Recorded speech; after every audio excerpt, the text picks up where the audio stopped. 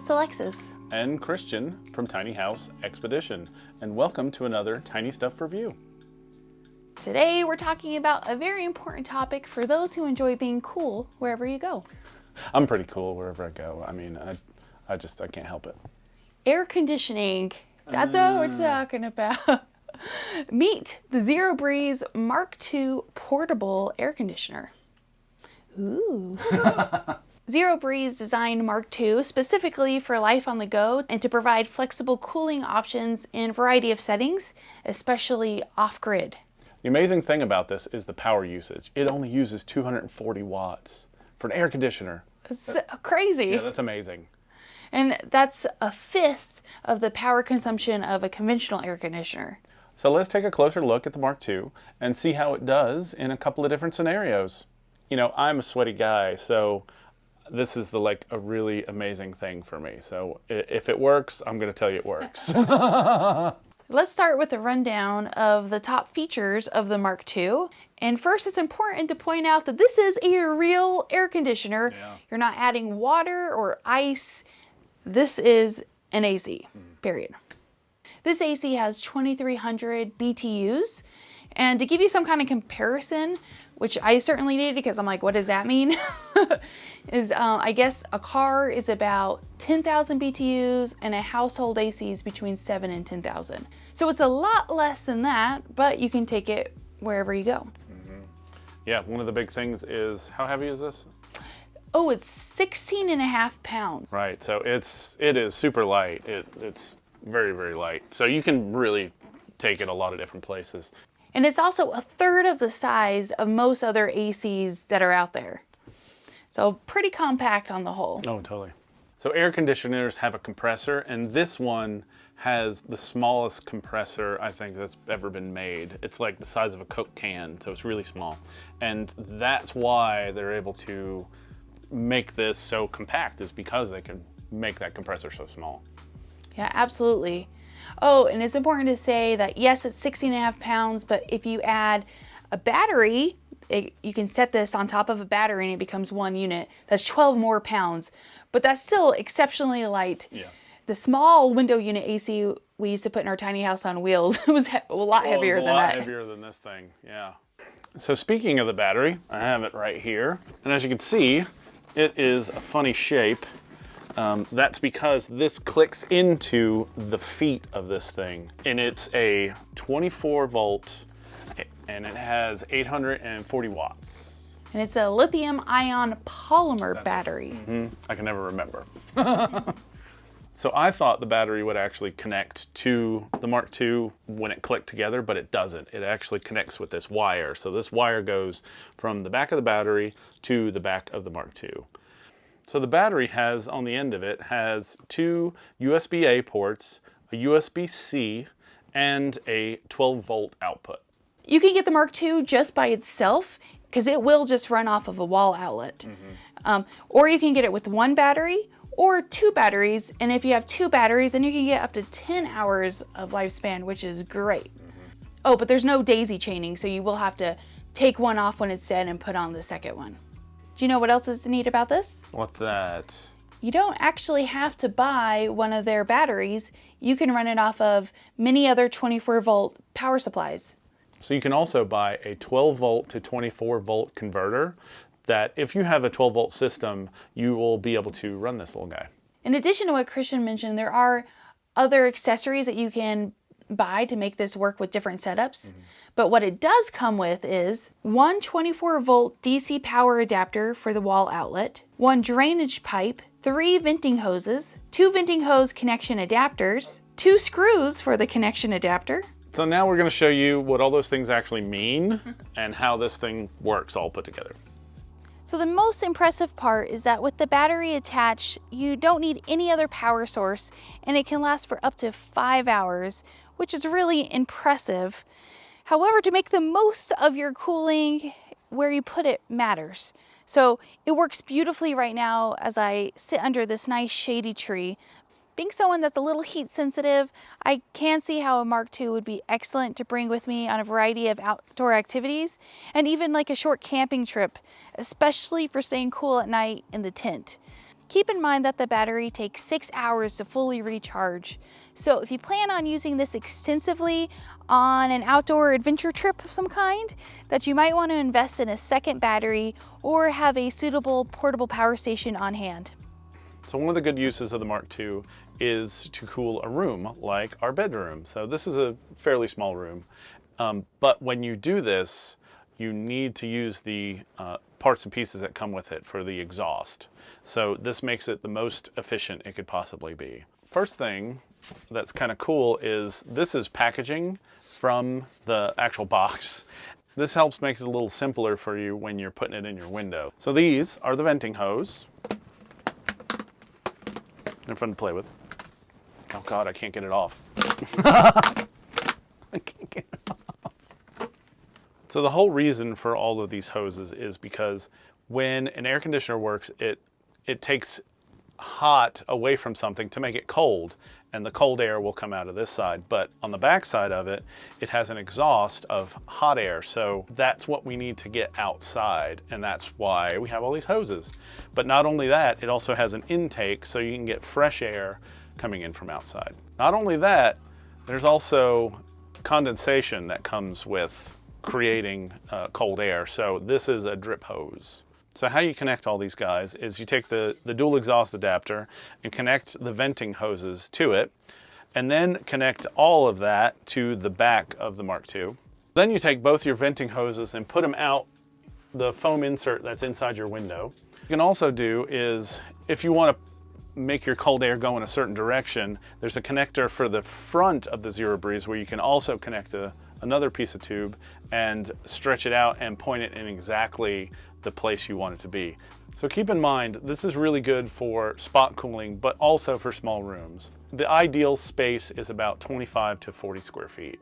And this room is just about 26, I think is what it is. So that works out pretty well. If your room is larger than 40 square feet, it is definitely going to be less effective.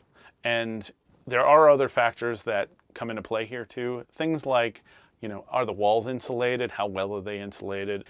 According to Zero Breeze, if you're using the Mark II under ideal conditions, you can lower the temperature of a room up to 22 degrees. Also, you can probably hear the fan in there, right? It's not the loudest thing in the world. I actually like a little white noise when I'm sleeping, so that's wonderful. The Mark II could really be useful if the power goes out during like a heat wave. But one really cool thing that I just thought of is that I could totally take the end of this and stick it up into underneath the covers while I'm laying underneath the covers and just have a little cold ecosystem under here. Man, that would be amazing. I'm gonna have to try it. Another great use for the Mark II is as a heat shield for your sweet pets. Especially maybe when you're on a road trip and you gotta run some kind of errand and it's a little warm outside. I think this would really come in handy. Now, one thing I think would be important is to make sure that you're parked under a tree if possible, so you're not in direct sun. And also, I think you'd want to test it out maybe a couple times, because if it's over a certain temperature during the day, this isn't going to be that effective and your pets can still be in danger. But in certain situations, this would work beautifully for keeping your dog cool. Right, Winnie? And for sure, you would want to set up the ventilation so that the hot air is venting out of the car. That will make a huge difference. And don't forget the drainage pipe, which you'll want to run into like a water bottle or a cup or something while you're out. It doesn't produce very much, but still, you don't want water all over your car. One tiny downside of the Mark II, which really isn't that big of a deal, is the remote. Yes, it's handy to have a remote, but something I've noticed is it only really works when you're pretty close to it and directly in front of the buttons. So you kind of might as well just push the button with your finger instead. One of the ways we plan on using the Mark II is in our shuttle bus conversion. It is an ongoing project, so I'm still working on the bus. So I'm going to be using this while I'm working in here this summer, which will be great. To make this the most efficient, exhausting it like this with the exhaust and the fresh air intake is the way to go. So our bus is bigger than the recommended cooling area for this guy, so that means it's not going to cool it completely. It'll bring down the temperature a little bit, which is exactly what I would want when I'm working in here. Forgot to mention that this guy has 4 different modes that it can run on. So it has rocket mode, the regular AC mode, and it has a fan mode, and then the best one, which is sleep mode. So it runs a little more efficiently on sleep mode, and that will more than likely get you a few more hours out of the battery life. One of the most impressive things about the Mark II is the fast cooling effect. It will actually take the air inlet temperature down 30 degrees within 10 minutes. There's a lot of different ways to power the Mark II, but I think the best way to use it is connect this to our power system. So we're gonna have solar on the roof and a battery system, but we will also have a few AC outlets, right? So I'll be able to plug this in with the household AC outlet and run it during the day when we're getting a lot of sun. But I think at night, what I'll end up doing is disconnect it from that power and connect the battery to it. Because it'll run on sleep mode, it'll run over 6 hours. So I think that's a real efficient way of doing it. Then during the day, I can plug it back into the solar system, plug the battery also to charge into the solar system when I have too much power. And that'll keep this thing running, I mean, almost all the time.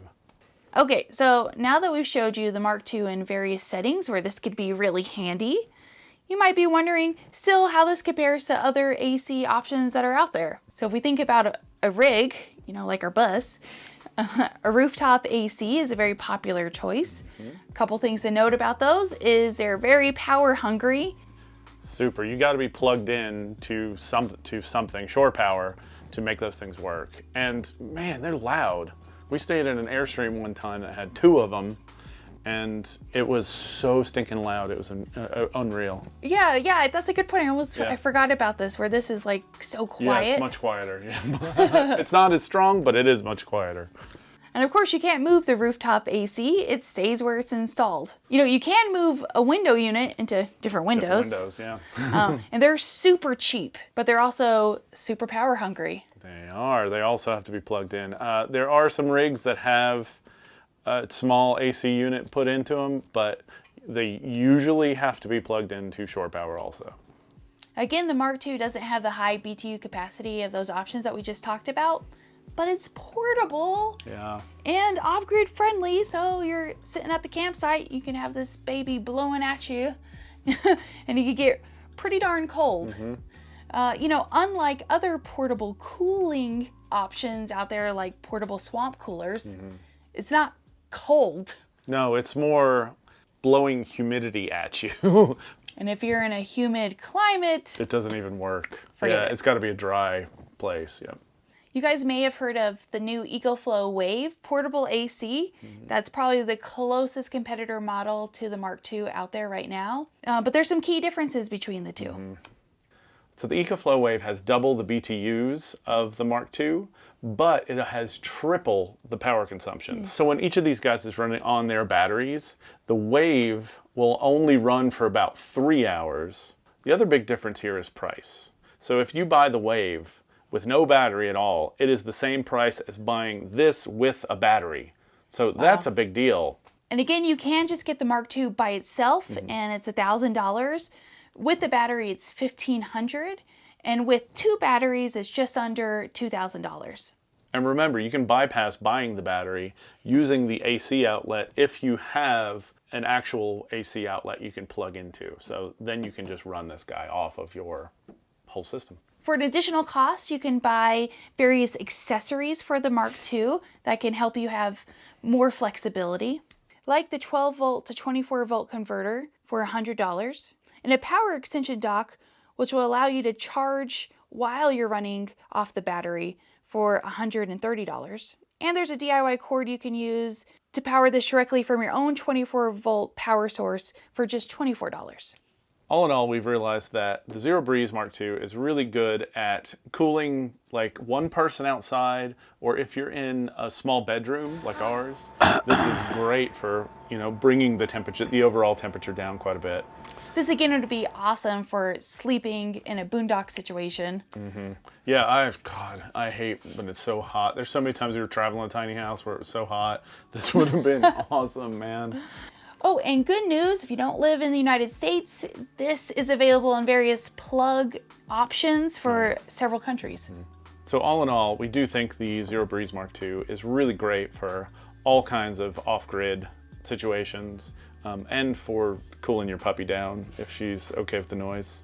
And its compact design is also what makes it so flexible for all those situations. So if you want to learn more, be sure to check out the link below and let us know what you think. Yeah, and if you guys like what you see, don't forget to subscribe.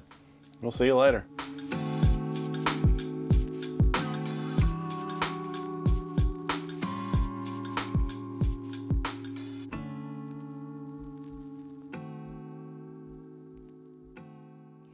Thank you for watching our video and for stopping by Tiny House Expedition. I'm Alexis. And I'm Christian. Don't forget to like, comment, and subscribe. And for more tiny home tours and stories, click the videos below. And join us on Instagram for bonus content, including face-to-face conversations with us. We hope to see you there. All right. Thanks, guys. Have a good one.